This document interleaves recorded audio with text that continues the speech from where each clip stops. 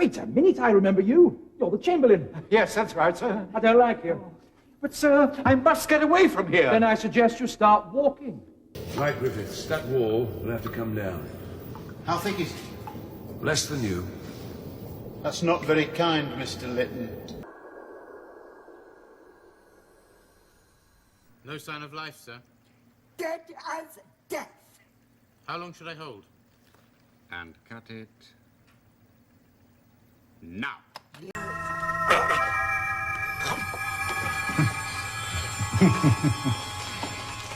The mark of the Rani.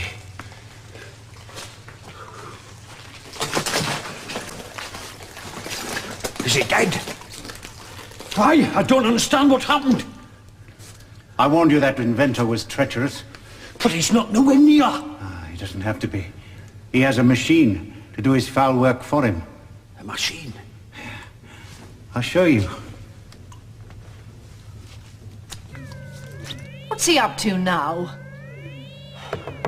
Could be something devious and overcomplicated. He'd get dizzy if he tried to walk in a straight line.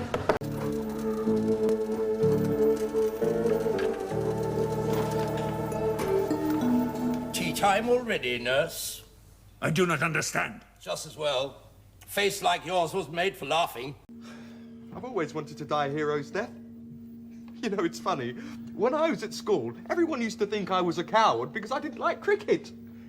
If only they could see me now. Shut up! Sorry? Oh, yes, of course, you want to concentrate. Sorry. Listen, Herbert, if you want to do something useful while waiting to enter Valhalla, could you read off the numbers on that screen you'll see immediately in front of you? Of course. This one. How many screens do you see immediately in front of you? Just the one? That's the one. But what of the lesser intellects? Or will they be left to rot? You should know me better than that, Doctor. I never waste a valuable commodity. The humanoid form makes an excellent concentrated protein. This part of the galaxy is developing quickly. Famine was one of its major problems. You turn them into food? A scheme that has earned me great acclaim. But did you bother to tell anyone they might be eating their own relatives? Certainly not! That would have created what I believe is termed consumer resistance. You know, Dibber, I'm the product of a broken home. You have mentioned it on occasion, Mr. Glitz. Which sort of unbalanced me. Made me selfish to the point where I cannot stand competition. Know the feeling only too well, Mr. Glitz. Whereas yours is a simple case of sociopathy, Dibber, my malaise is much more complex. A deep-rooted maladjustment, my psychiatrist said, brought on by an infantile inability to come to terms with the more pertinent, concrete aspects of life. Well, that sounds more like an insult than a diagnosis, Mr. Glitz. You're right there, my lad.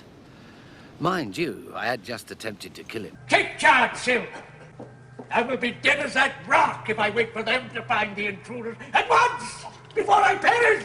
Then where will you be, eh? Dead? No! Worse than that, poor! If I seem to lack gratitude, young woman, Melanie, known as Mel.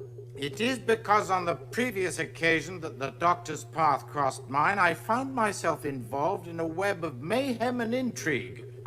Saved your ship, though, Commodore. Yes, you did, though whether it would have been at risk without your intervention is another matter. You are elevating futility to a high art. There's nothing you can do to prevent the catharsis of spurious morality.